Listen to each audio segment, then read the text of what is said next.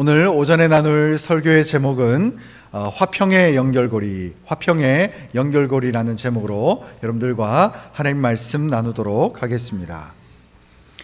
아주 오래전 일인데 1938년도에 하버드 대학교에 입학한 746명을 상대로 어떤 조사를 했다고 합니다.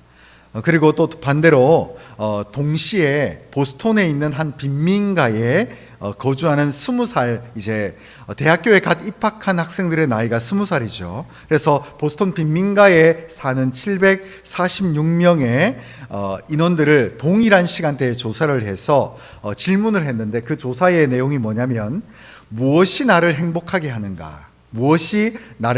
하는가를 질문을 했다는 거예요. 그래서 대학교에 전 세계에서 최고로 꼽히는 하버드 대학교에 입학한 746명의 입학생들에게도 무엇이 당신들을 행복하게 합니까? 라고 질문을 했고, 또 동일한 시간대에 좀 다소 가난하게 사는 보스턴의 빈민가에 사는 젊은이들에게 동일하게 질문을 했다고 합니다. 그리고 나서 이제 이 두 부류를 몇십 년 뒤에 죽기 직전의 나이대까지 올라가서 한 70년 뒤에 물어봤다고 합니다. 다시 한번 질문을 했는데, 그때 20대 때 질문을 했을 때는 동일하게 하버드대에 입학한 746명이나 또 보스턴의 빈민가에 사는 746명에게 물었을 때 답변이 다 똑같았다는 거야. 그게 뭐냐면 돈과 명예라는 거죠. 그래서 돈과 명예가 나를 행복하게 하고 돈과 명예가 나를 기쁘게 한다라고 대부분의 20대 청년들이 답변을 했다는 겁니다. 그리고 나서 시간이 한참 지난 뒤에 70년이 지나서 한 90살 때쯤 돼서 어느 정도 연로해서 돌아가신 분들은 좀 돌아가시고 생존해 있는 그때 당시에 746명과 746명에게 동일하게 질문을 했는데, 뭐라고 답변을 했냐면, 이 1400명이 넘는 이 인원이 동일하게 뭘 답변을 했냐면 좋은 관계라는 거예요. 무엇이 나를 행복하게 하는가?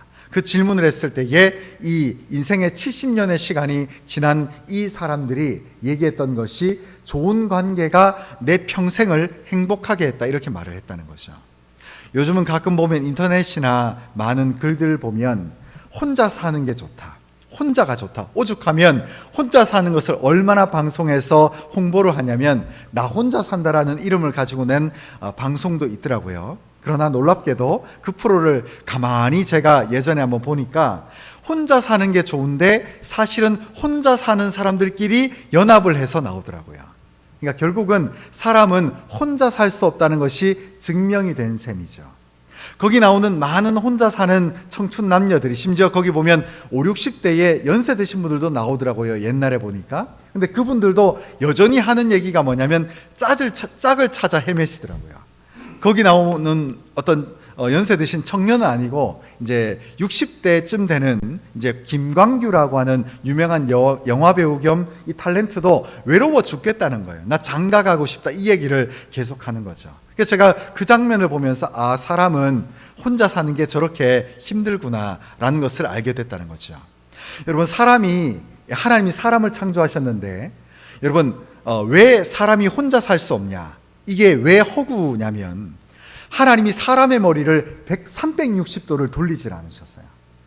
그래서 사람의 머리를 제가 혼자 살 때 한번 미용실이나 이발소 가는 게 불편해가지고 바리깡을 사가지고 머리를 깎아본 적이 있거든요.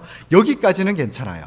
근데 제가 뒷머리를 대충 거울을 이렇게 보고 깎은 적이 있는데, 제가 주일학교 설교를 하고 나니까 목사님 머리가 왜 그러냐는 거예요. 여기 집 파먹은 것 같이 돼버린 거죠. 그러니까 하나님이 제가 그때 알았어요. 사람은 혼자 살 수 없구나. 그래서 하나님이 미용사들에게 돈을 벌게 하시는 거예요. 여러분, 사람은 혼자 살 수 없습니다. 요즘은 보면 우리가 이런 착각들을 할 때가, 어떤 사람들이 나는 시집을 좋아하고 혼자 영화 보는 거 좋아하고 혼자 고독한 시간들을 즐긴다. 진짜 그럴까요?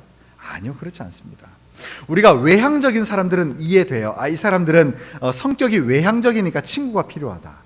여러분, 내향적인 사람도 혼자는 절대 못 삽니다. 외로워 죽습니다.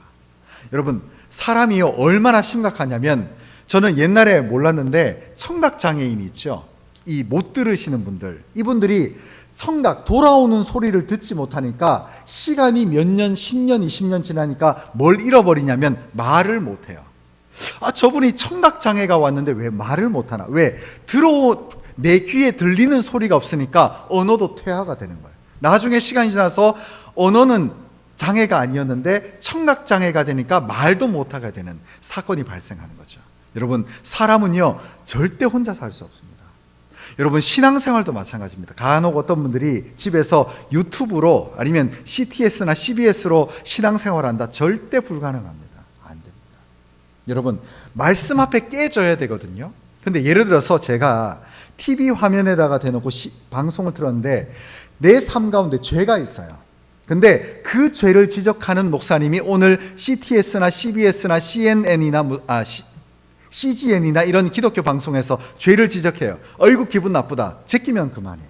왜? 모든 것들을 컨트롤하는 게 내 손에 달려 있거든요. 여러분, 누가 하나님입니까? 내가 하나님이에요. 난 제끼면 그만이거든요. 제끼면. 여러분, 근데 안타까운 것은 우리가 교회 공동체로 왔음에도 불구하고 내가 왕이 없으므로 자기 소견에 옳은 대로 행하는 우리의 심령을 우리는 정말 경계해야 됩니다. 여러분, 신앙생활에 있어서 내 기분, 내 감정, 내 중심이 아니라 우리는 끊임없이 관계 속으로 들어가야 돼요. 그래야 내가 깎이는 거거든요. 근데 요즘은 나 개인이 너무 중요한 시대가 됐어요. 개인주의가 너무 중요한 시대가 됐어요. 그러다 보니까 목회자가 권면을 하면 기분 나쁘다 하면 그만이에요. 나 상처받았다, 나 교회 옮긴다 이러면 그만이에요. 근데 저는 말씀드리고 싶은 게 낙원교회를 걱정하지 않으셔도 괜찮아요. 낙원교회는 잘 됩니다. 문제는 그런 중심이 자꾸 양산이 되면 내가 바뀌질 않거든요. 여기 기분 나쁘네? 옮길 수 있어요. 대명교회로 갈 수도 있어요. 반야울교회도 갈 수도 있어요. 여기 가까운 안심교회로도 갈 수 있어요. 그러나 문제는 내가 그런 중심을 가지고 있으면 내가 바뀌질 않는 거예요. 그래서 수만 틀리면 옮기는 거예요. 수만 틀리면. 여러분, 이러면 안 돼요. 제가 말씀드리지만 제가 오늘 설교 제목이 화평의 연결고리지만 이 모든 과정 속에서 여러분 오해하지 마십시오. 목사님이 그러니까 이걸 또 자기식대로 받아들여서 낙원교회 떠나지 말라는 거구나. 아니요. 그런 논리가 아닙니다. 우리의 중심이 바뀌어야 되거든요. 말씀 앞에 깨지고 예배를 통해서 내 심령이 갈리고 우리가 남전도회, 여전도회나 구역 모임을 통해서 내 심령이 가다듬어지는 거예요. 그래서 공동체 속으로 들어오는 거죠. 그동안은 내 마음대로 했어요. 그러나 내가 공동체 속에 들어옴을 통해서 내 인격이 갈리고 내 모난 부분이 다듬어지는 거죠. 그래서 공동체 속으로 들어와야 돼요. 그게 참 중요합니다. 그래서 오늘 그 관계와 화평의 연결고리와 관련된 이 말씀을 우리가 함께 나누고자 하는 것이죠. 먼저 4절 말씀을 같이 읽겠습니다. 시작. 내 안에 거하라, 나도 너희 안에 거하리라. 가지가 포도나무에 붙어있지 아니하면 스스로 열매를 맺을 수 없음 같이 너희도 내 안에 있지 아니하면 그러하리라. 아멘. 저는 오해하지 마십시오. 특정인을 위해서 얘기하는 것은 아니라 낙원교회 제가 이제 부임하고 나서도 여러 이제 부침도 있었고 많은 분들이 낙원교회로 오고 가고 하셨거든요. 근데 가끔 이제 어떤 분들이 보면 이제 감정에 딱 꽂혀가지고 이제 교회를 떠난 거예요. 근데 그분이 돌아오고 싶어도 못 돌아오는 거예요. 왜? 나갈 때 처신이 별로 좋지 않았거든요. 그래서 너무 안타까운 거예요. 근데 그렇다고 해서 그분이 나쁜 처신을 하고 가니까 이게 제가 독심술사도 아니고 저는 목회자거든요. 저는 심령술사가 아닙니다. 그러다 보니까 마음은 알겠는데 그분이 용기를 내야 받아줄 수 있는 거예요. 이게 저도 맞아요. 가서 붙들 수 있지만 이게 버릇이 잘못 들이게 되면 어떻게 되냐면 제가 가서 붙들잖아요. 그래서 모시고 올 수는 있어요. 근데 오면 또 그 짓을 할 수 있다 이 말이에요. 나쁘게 관계를 깨놓고 가고 상처 주는 말을 하고 가고 교회를 또 위기를 경험하게 하고 이분이 또 간단 말이에요. 그래서 저도 목회자 심령에 때로는 안타까울 때가 그분이 조금만 용기를 내서 죄송하다고 저한테 얘기를 하는데 간혹 어떤 분들을 보면 당사자인 저한테는 얘기를 안 하고 다른 분들에게 소문을 내요. 나 낙원교회로 오고 싶다. 근데 안타까운 게 그분이 용기를 내야 되거든요. 그래서 저는 맞아요. 제가 물론 무서워 보일 수는 있습니다. 목회자이기 때문에 맞아요. 겁이 날 수는 있지만 저는 이 영상을 보는 분들이 혹시나 계신다면 용기를 내서 복귀하고 싶으면 언제든지 저한테 연락을 했으면 좋겠어요. 이렇게 소문을 내지 말고 여러분 우리가 사람이 정정당당해야 되거든요. 교회 다 비판해 놓고 가놓고 나중에 이제 335 아시는 분들한테 낙원교회 가고 싶은데 붙잡아 주면 가고, 이게 밀당을 하면 안 돼요. 사람이 정직해야지. 저는 그렇다고 봐요. 물론 부끄러울 수도 있어요. 또 그리고 좀 낯뜨거울 수도 있어요. 그러나 저는 이 유튜브 영상을 혹 보는 분이 있다면 좀 이렇게 뭐라고 할까요? 좀 당당했으면 좋겠어요. 그리고 잘못을 본인이 했잖아요. 그러면 본인이 어느 정도는 수습을 하고 돌아왔으면 좋겠어요. 근데 이 상황에서 소문은 다 내놓고 이제 목회자가 움직이기를 바라는 마음은 알겠어요. 용기가 없고 자신은 없으니까. 그러나 그렇게 돼서 제가 또 모시고 오잖아요. 그래서 또 동일하게 나쁘게 하고 또 떠나버리면은 이게 나중에는 제 탓이 되는 거예요. 왜 그 사람을 불렀냐? 왜 그분을 또 이렇게 용서해 줬냐? 이게 문제가 될 수 있거든요. 물론 제가 그 부분에 몸을 사리는 스타일은 아닙니다. 그러나 여러분 주변에도 보면 얘기를 하셔도 돼요. 저는 정죄 안 합니다. 그러나 할 수만 있으면 본인이 뿌린 씨는 본인이 이렇게 감당하고, 미안하다, 그때 말을 내가 요런 건 했지만 내가 아니라고 생각을 하는데 그때는 내가 감정에 있어 이렇게 말했다, 이렇게 말을 하고 깔끔하게 오면 좋잖아요. 애매모호하게 그거는 수습이 안 된 상태에서 담임 목사가 불렀다고 해서 애매모호하게 이렇게 와가지고 예배 시간에 앉아있으면 그분도 앞으로 낙원교회에서 신앙생활 하기가 어줍지 않고 어색하단 말이에요. 그죠? 그래서 여러분 제가 꼭 말씀드립니다. 용기를 내셔도 돼요. 제가 절대 냉담하게 상처 주지 않을 겁니다. 그러나 대신 다가오는 용기는 좀 내셨으면 좋겠어요. 아시겠죠? 그죠? 제가 오늘 이 관계와 관련된 말씀이다 보니까 제가 이런 말씀을 또 드립니다. 그래서 여러분 붙어 있어야 돼요. 여러분 우리가 단순히 나는 낙원교회 소속은 안 돼도 내가 영적으로 하나님과 붙어 있다, 아니에요. 하나님과의 관계성 속에 들어와야 됩니다. 내 심령이 바뀌고 내 인격이 가다듬어지고 내가 뭐가 부족한가가 관계 속에서 부딪혀 가면서 이루어져야 되는 거예요. 그래서 낙원교회가 깨끗하고 성격 좋은 사람만 와야 되는가? 그건 아니에요. 그러나 와서 바뀌어야죠. 영적인 권위 속에 바뀌어야죠. 맞아요. 제가 낙원교회를 담당할 때도 어려움이 있어요. 제가 누구보다 젊은 사람이기 때문에 목회자에게 이 세상적인 기준을 밖에서 가지고 와서 나이로 서열을 따지게 되면, 맞아요, 저는 자신이 없습니다. 그러나 제가 그럼에도 불구하고 이 자리를 빌어서 꼭 말씀드리고 싶은 것은 저희의 권위에 순종은 해야 돼요. 제가 어떤 여러분들에 대해서 뭐 이래라 저래라 어떤 개인적인 사생활까지 터치하는 것은 반드시 무례한 겁니다. 그러나 낙원교회를 이끌음에 있어서 제가 비록 연소한 자이긴 하지만 권위에는 복종해야 돼요. 그게 너무 중요해요. 근데 그런 게 되지 않고 그냥 세상의 기준을 가지고 와서 나이로 바라보고 세상의 어떤 계급장 가지고 자꾸 부딪히게 되면 교회의 질서가 엉망이 되고 마는 거죠. 그러므로 여러분 보십시오. 하나님 안에 거하셔야 돼요. 그것이 단순히 영적으로 하나님 안에 거하는 게 아니라 교회라고 하는 공동체, 남전도회, 남자 우리 낙원교회 정식 성도라면 남전도회, 정식 여자 성도라면 여전도회 함께 와서 내 인격이 가다듬어지는 거예요. 여러분 부딪히는 충돌을 이상하게 생각하지 마십시오. 내 인격이 뭐가 났다면 다듬어져야 됩니다. 그러나 바뀌어야죠. 우리는 압니다. 간혹 어떤 분들도 저는 모를 거라고 저분이 모르니까 알려줘야 되나? 저분이 잘못을 했는데 지금 알려줘야 되나? 그런 생각을 할 때가 있는데 아니더라고요. 알아요. 나도 내 성격이 감당이 안 된다는 거예요. 그러면 내가 때로는 실수는 할 수 있지만 내 자신이 마음을 가다듬고 주의 몸된 교회로 다시금 복귀할 수 있도록 내 자신이 성격이 가다듬어져야 된다, 그 말이죠. 물론 지금 여기 계신 분들은 너무나 잘하고 계십니다. 우리가 간혹 이제 교회에서 여러 가지 경험하면 말이죠. 그러므로 여기 뒤에 보십시오. 가지가 포도나무에 붙어 있지 아니하면 스스로 열매를 맺을 수 없다는 거예요. 여러분 가다듬어져야 됩니다. 여러분 하나님께서 왜 교회를 세우셨을까요? 왜 교회를 세우셨을까요? 우리가 때로는 신앙생활을 영적인 것만 생각할 때가 있거든요. 아닙니다. 내가 알고 있는 믿음을 삶의 현실 속에서 접목하고 내가 알고 있는 이 영적인 생각들을 삶의 현실 속에서 구현해내야 된단 말이죠. 원수를 사랑해라, 내가 오른뺨을 맞으면 왼뺨도 돌려대라, 들으면 참 은혜가 돼요. 그러나 삶의 현실 속에서 그걸 하는 것은 쉬운 일일까요? 어려운 일일까요? 어렵단 말이죠. 그러나 이 머리로 알고 있는 영적인 은혜와 지식을 삶의 현실 속에서 접목하고 가다듬어가고 교회 공동체 속에서, 예를 들어서 어떤 권사님이 저분은 오른뺨을 맞았는데 왼뺨도 돌려대네, 그걸 보고 본받는 거예요. 그러니까 관계성 속에서 이루어지는 은혜 역사가 있다는 거죠. 그래서 여러분 5절에 뭐라고 합니까? 5절 말씀을 같이 읽겠습니다. 시작. 나는 포도나무요 너희는 가지라. 그가 내 안에 내가 그 안에 거하면 사람이 열매를 많이 맺나니 나를 떠나서는 너희가 아무것도 할 수 없습니다. 여러분 가운데 혹시나 예수님과 진짜 눈에 보이는 예수님과 팔짱 끼고 지금 예배당 오신 분은 아무도 없을 겁니다.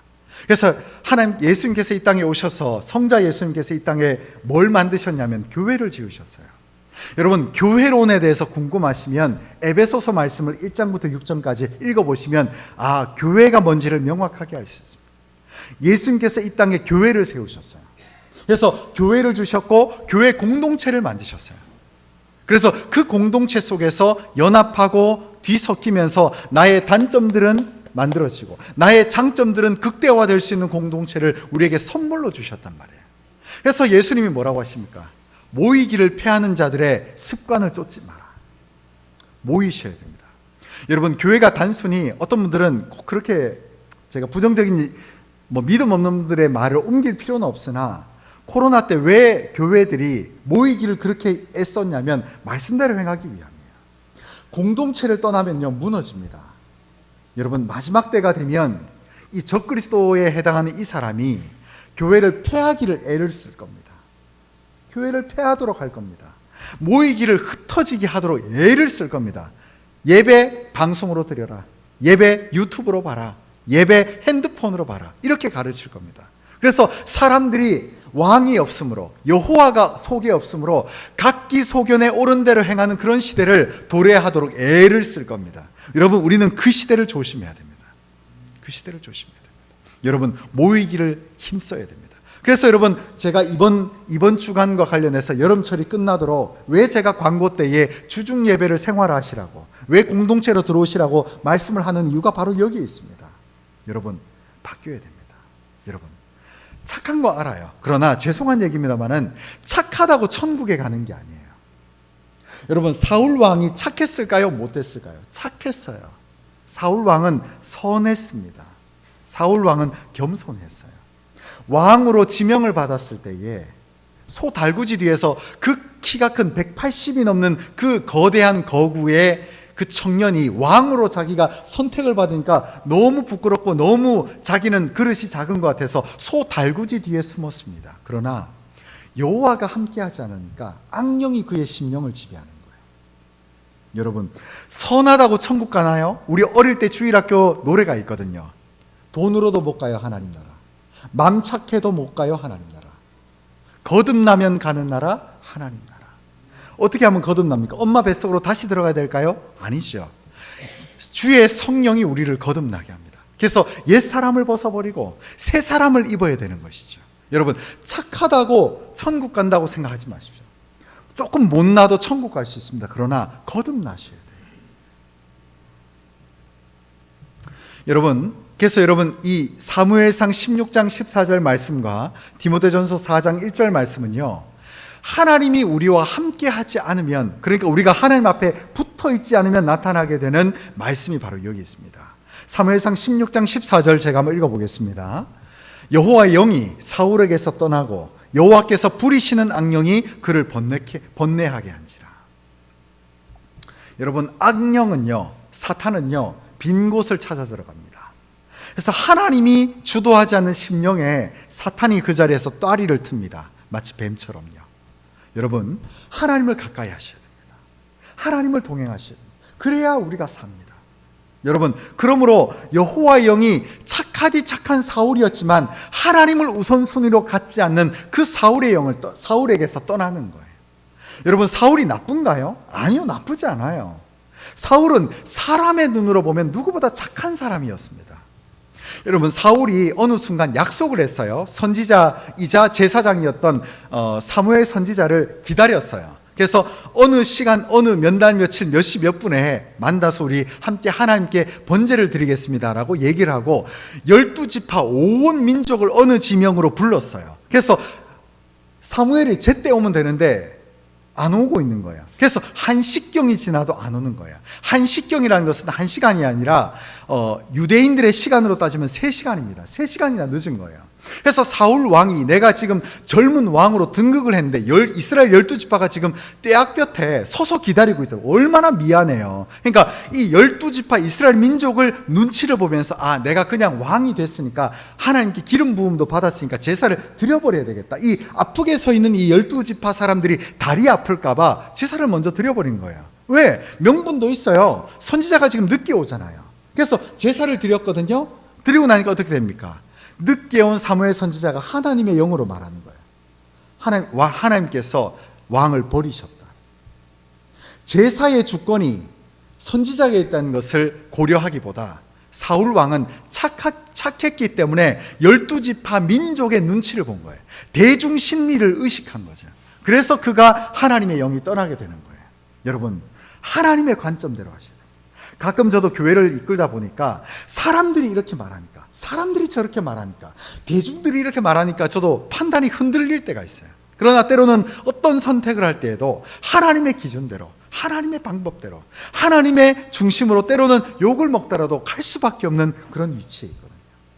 여러분, 디모데전서 4장 1절 말씀 같이 읽겠습니다. 시작. 그러나 성령이 밝히 말씀하시기를 후일에 어떤 사람들이 믿음에서 떠나 미혹하는 영과 귀신의 가르침을 따르리라 하셨으니. 여러분, 귀신을 오해하지 마십시오. 하나님이 없으면 악령이 임합니다. 하나님이 비어있는 그 공간, 그 영적인 빈집에 하나님이 주도합니다. 악령이 주도합니다. 여러분, 그러므로 우리는 끊임없이 하나님과 동행해야 됩니다. 그 단적인 예를 보여줄까요? 다윗이 항상 전쟁에 나가면 여호와와 함께하고 전쟁에서 승승장구하니까 어느 순간 어떤 마음이 드냐면 전쟁 나가면 또 이기니까 오늘은 내가 전쟁에 안 나가야 되겠다라는 마음을 먹고 이제 탱자 성전에서 머뭅니다. 그러다가 이제 군대는 출정을 하고 왕은 이제 항상 나가면 이기니까 우리 군대는 객관적인 전력으로도 이기니까 마음이 게으름이 찾아온 거예요. 그래서 어느 순간 이제 게을러서 이제 이렇게 성전에 자기가 거주하는 성전에 올라가서 옥상에서 뒷짐지고 이렇게 빙글빙글 돌아다니다가 어느 공간을 딱 봤는데 어떤 처자가 벌거벗고 샤워하고 있는 거예요. 그때 뭐가 주도합니까? 음란의 생각이 들어오는 거예요. 똑같죠? 여러분, 다윗이라도 예외가 없습니다. 하나님의 영이 임해야 되고 항상 주님과 동행해야 돼요. 여러분, 주일 한 번만 예배 드린다, 그럴 수 있어요. 바쁘고, 여러분 진짜 정말 바쁘신 분들은 어쩔 수가 없어요. 여러분 어떻게 하겠어요? 그러나 옛날에 그런 분이 있어요. 대통령 비서관 일을 하시던 어떤 안수 집사님이 계셨는데, 이분이 그동안은 공직에서만 일하시다가 하루는 지명을 받으신 거예요. 그래서 대통령 비서실로 차출이 된 거예요. 너무 바쁘신 거예요. 대통령이 얼마나 스케줄이 많습니까? 그러니까 이게 예배를 드릴 수도 없는 거예요. 그래서 항상 담임 목사님하고 이제 이렇게 주일 오전 예배 끝나고 이렇게 부교육자인 저도 이렇게 그때 당시 인사하면 죄송하다고, 목사님 교회 섬겨서 미안하다고. 근데 그 목사님이 한사코 얘기하는, 아니 너무 바쁘신데 어떻게 하겠습니까? 인사를 하는 거예요. 그러나 여러분, 만약에 내가 시간이 있고 하나님께 열정이 있고 우리가 하나님 앞에 더 알고자 하는 열정이 있다면, 여러분 주일 한 번만으로는 우리의 심령이 채워지질 않습니다. 여러분, 한국 교회 위대하면 새벽 기도회 있거든요. 새벽을 깨우셔야 돼요. 물론 너무 힘들고 지친데 억지로 나오라는 얘기는 절대 아닙니다. 그러나 만약에 내가 할 수 있는데, 그리고 하나님의 영적인 초청이 있는 대로 거부한다면 우리가 한번 생각해 볼 필요는 있다는 것이죠. 여러분, 주님의 품으로 돌아오시기 바랍니다. 그러나 반대로 제가 이제 앞에 부정적인 얘기를 먼저 했습니다. 그러나 하나님의 동행하심이 나와 함께 한다면 이런 역사가 있습니다. 기가 막힌 역사거든요. 이사야서 59장 21절 말씀 같이 읽겠습니다. 시작. 여호와께서 이르시되 내가 그들과 세운 나의 언약이 이러하니 곧 내 위에 있는 나의 영과 내 입에 둔 나의 말이 이제부터 영원하도록 내 입에서와 내 후손의 입에서와 내 후손의 후손의 입에서 떠나지 아니하리라 하시니라. 여호와의 말씀이니라. 얼마나 감격적인지. 여러분, 하나님의 영이 막연하게 내가 너와 함께 할게, 내가 너를 도와줄게가 아니라 우리의 입과 말에 함께 하겠다는 거예요. 여러분, 말이 얼마나 강력한지요. 부정적인 말을 하면요, 그 말이 상대에게도 들리지만 내 귀에 들립니다. 그래서 내 삶을 지배해요. 나는 안 될 거야, 나는 망할 거야, 나는 실패할 거야. 나는 믿음이 늘 이래 하면 정말 그 사람의 믿음대로 됩니다. 나는 절대 안 됩니다. 절대 안 됩니다. 왜? 그 사람의 믿음이 그거거든요. 그러나 하나님의 영이 어디에 임하냐면 말에 임하는 거예요. 그래서 이 말, 믿음의 말을 하게 하시는 거예요. 여러분, 믿음의 말이요, 어떤 분들은 긍정의 말이라고 생각하는데 아닙니다. 하나님이 마음을 주시는 거예요. 물론 헛소리하면 헛소리에 대한 대가는 치를 겁니다. 그런데 그런 것이 아니라 하나님께서 내 속에 감격을 주시거든요. 이상하게 아프리카를 위해서 기도하고 싶은 거예요. 기도하다가 아프리카를 위해서, 아프리카 내전하는 국가들을 위해서, 민족을 위해서 자꾸 눈물이 나는 거예요. 그거는요, 내게 주시는 단순한 동정심이 아닙니다. 기도하게 하시는 거예요. 그래서 하나님이 내 입의 말과 내 입을 하나님께서 주관하시는 거죠.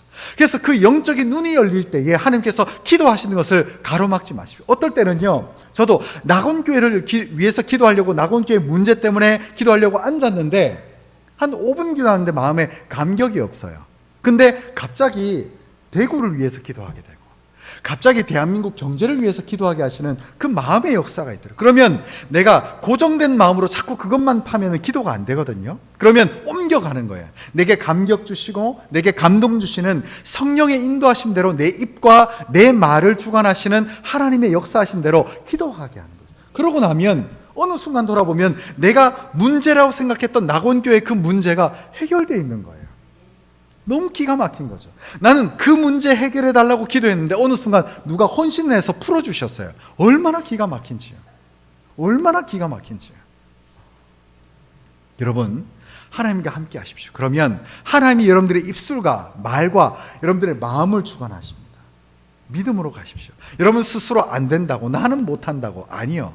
왜 제가 주일날 오전 예배 때마다 항상 잘할 수 있습니다, 잘 될 것입니다, 잘 될 수밖에 없습니다, 이 고백을 왜 할까요? 믿음의 말이거든요. 여러분, 믿음의 말을 하십시오. 당장은 저 심령이 내가 봐도 안 돼요. 아이고 너무 믿음이 약해. 그러나 믿음이 커갈 거야. 잘 될 거야.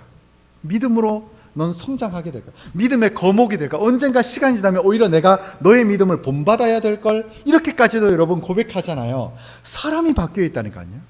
여러분, 말이 얼마나 중요한지요. 제가 어린 시절에 다녔던 모 교회 목사님이 설교 때 늘 그런 얘기를 하더라고요. 자기가 젊었을 때는 목사님이 설교를 할 때에 늘 교회가 이제 문제되는 성도들만 보고 때리는 설교를 한대요. 문제. 그러니까 어느 순간 설교를 하다 보니까 나중에 A급 성도도 C급이 돼 있더라고요. 왜? 자꾸 C급 설교를 하니까 막 때리고 하니까 다 사람들이 이상해지더래요. 근데 목사님이 한번 A급 성도 한 명만 딱 붙들고 그분만 향해서 잘 들으라고 설교를 한 거예요. 근데 어느 순간 C급이라고 생각했던 어떤 성도분이 A급으로 올라오더래요. 그러더니 교회가 얼마나 풍성해지고 은혜가 되는지요. 근데 그것은 단순히 누가 신앙이 좋아지고 나빠지고의 문제가 아니라 말에 있는 거죠. 말에. 어떤 관점을 두고 있는가, 어떤 무언가에 우리가 집중하는가. 여러분, 때로는 교회에서도 신앙생활 하다 보면 맞아요, 신앙의 수준도 천차만별이고 신앙의 관점도 다르다 보니까 나는 이걸 중요하게 생각하는데 저분은 별로 중요하게 생각을 안 해요. 그러다 보면 때로는 답답하고 때로는 부딪히고 하거든요. 그러나 믿음의 말을 하십시오. 때로는 교회에서 사역하다 보면 교회가 잘 될수록 성도분들끼리 충돌이 일어나요. 근데 그때 부정적인 말을 하고 나쁘게 하면 판이 엎어져요. 그러나 그때 만약에 중간 지도자인 여러분들이나 우리 구역장분들도 마찬가지예요. 때로는 구역원들이 잘 모일 때는 참 좋다가 전화했는데 이번 주는 한 명 온대. 그러면은 별로 기분이 막 좋지는 않을 거예요. 그죠? 그러다 보면 쓴소리가 나오고 자꾸 이렇게 예민해지고 이러면 오히려 더 안 돼요. 그래서 한 분이 오셨더라도 할렐루야 감사, 믿음으로 고백하잖아요. 그러면 향기가 있는 꽃에 나비들이 날아들게 되어 있습니다. 근데 자꾸 모였는데 부정적인 말하고 아이고 우리 구역 와 이러노. 물론 그럴 때도 있어요. 이해는 합니다. 그러나 말이 얼마나 중요한지요. 그래도 잘 된다, 그래도 될 줄로 믿는다. 여러분, 구역은 또 내년에 재편성합니다. 어려움 너무 힘드시지만 오랫동안 달려오신 여러분들 너무나 많이 고생하셨습니다만은 여러분 힘을 내십시오. 그리고 믿음으로 선포하십시오. 그리고 강건하시기 바랍니다. 그래서 여러분, 마태복음 28장 20절, 하나님이 어디까지 동행하시느냐? 일시적으로 동행하시는가? 그렇지 않습니다. 마태복음 28장 30절 이렇게 말합니다. 내가 너희에게 분부한 모든 것을 가르쳐 지키게 하라. 볼지어다 내가 세상 끝날까지 너희와 항상 함께 있으리라. 끝날까지 함께 한다는 거예요. 하나님은 여러분들을 배신하지 않습니다. 다만 여러분들이 하나님을 배신하지 마십시오. 그러면 우리의 관계는 끝까지 갑니다. 여러분, 간혹 어떤 분들이 하나님이 내게 응답하시지 않는다. 아니요. 하나님이 지금도 우리의 삶에 응답을 주고 있습니다. 문제는 우리의 눈이 열리지 않아서 그런 거예요. 우리의 귀가 열리지 않아서 그런 거죠. 여러분, 때로는 믿는 자인 하나님의 자녀인 내가 어떤 문제를 놓고 기도했어요. 근데 응답이 좀 더디다는 것은 그것 자체가 응답입니다. 어떤 의미일까요? 기다리라는 거예요. 그리고 그 과정 속에서 우리의 인격을 가다듬고 그 과정 속에서 내가 하나님을 꼭 문제가 있을 때만 찾지 않았는가, 그걸 한번 체크해 볼 필요가 있다는 거예요. 결론의 말씀을 드리겠습니다. 첫 번째 결론의 말씀은요, 주 예수님이 화평의 연결고리가 되어주셨다는 거예요. 요한복음 14장 20절 이렇게 말합니다. 그날에는 내가 아버지 안에 너희가 내 안에 내가 너희 안에 있는 것을 너희가 알리라. 여러분, 하나님 안에 거하시기 바랍니다. 그러면 주님께서 여러분 안에 거하셔서 여러분들의 불안한 마음, 여러분들의 생각 속에 있는 염려, 여러분들의 삶에 있는 걱정거리를 하나님께서 다스려 주십니다. 이상하게 기도하면요, 어떤 일이 일어나면 문제가 쌓여 있어요. 맞아요. 문제가 한참 쌓여 있는데 마음이 요상하게 편해요. 여러분, 그것은요, 성령의 역사입니다. 성령의 역사. 이거 관련해서는 제가 예전에 예화가 너무 많아요. 교회를 사역하다 보면 어떤 분들이 가게가 망한 거예요, 코로나 때문에. 근데 이분이 마지막 그 권리금까지 교회 헌금하시더라고요. 예전에 섬겼던 교회에서. 가게가 쫄딱 망했어요. 코로나 와가지고. 헬스장 운영하셨는데 헬스장에 들어가는 기계가 얼마나 비쌉니까? 그죠? 아는 사람들만 알죠. 엄청나게 비싸요. 바벨 하나도 정품을 사면, 싸구려 말고요, 제대로 된 걸 사면 엄청나게 비싸요. 실내 내부 인테리어만 수억이 들어갔는데도 그 권리금 얼마까지도 받았는데 폐업한 것도 하나님께 감사, 헌금하셨거든요. 또 헌금을 너무 조장한다고 오해하실까 봐 조심스러운데 오해하지 마십시오. 근데 그분이 그렇게 하신 거예요. 근데 그러고 나서 하나님이 그분에게 복을 안 주실까요? 주실까요? 당연히 주시죠. 당연히.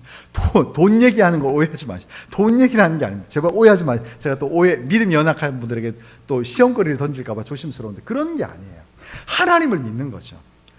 그분에게 그 권리금은요, 사실 돈 축에도 들지 않아요. 그분 재산이 헬스장을 3개를 운영하시는 집사님이었기 때문에 사실 그 권리금 자체가 그분에게는 대단한 금액은 아니었습니다. 근데 그럼에도 불구하고 하나님이 이렇게 하시는 데는 뭔가 의미가 있겠나라는 마음으로 그분이 헌신하셨거든요. 그러니까 하나님께서 코로나가 끝나자마자 다시금 기회를 주시더라고요. 여러분, 믿음으로 행하셔야 됩니다. 두 번째는요, 예수님이 그러하셨듯이 우리 또한 화평의 연결고리가 되어야 됩니다. 로마서 15장 5절 6절 이렇게 같이 읽겠습니다. 시작. 이제 인내와 위로의 하나님이 너희로 그리스도 예수를 본받아 서로 뜻이 같게 하여 주사 한 마음과 한 입으로 하나님 곧 우리 주 예수 그리스도의 아버지께 영광을 돌리게 하려 하노라. 아멘. 여러분, 우리가 뜻이 같게 하여 주시는 거죠. 여러분, 낙원교회를 다닐 때에도요, 핵심이 뭐냐면 뜻이 같아야 돼요. 뜻이 같아야 돼요. 여러분, 한 마음 한 뜻이 되실 준비가 되셔야 돼요. 한 마음 한 뜻. 목회자와 직분자가 한 뜻이 되고, 성도와 교육자가 한 직분이 되고, 중간 우리 어떤 구역이든 우리 전도회든 우리 중간 리더십이 우리 성도들과 한 마음으로 함께 가야 됩니다.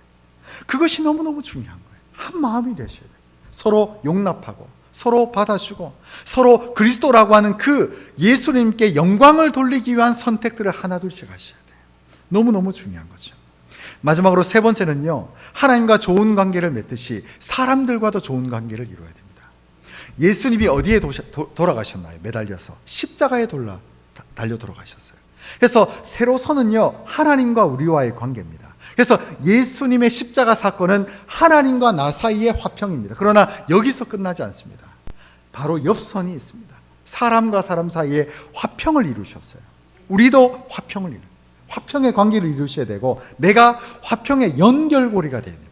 근데 내가 들어갔는데 오히려 이 사람과 저 사람이 싸움박질하는 관계로 투입되면 하나님의 영광이 드러나겠습니까? 그럴 수가 없죠.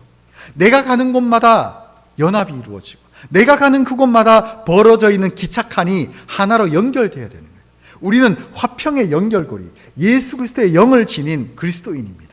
우리는 그 은혜를 덧입은 사람이라면 내가 가는 곳마다 화평의 연결고리를 이루고, 내가 가는 곳마다 깨어져 있는 두 사람이 연결고리를 이루어져요. 그 역사가 우리의 삶 가운데 나타나게 될 줄 믿습니다. 기도하겠습니다.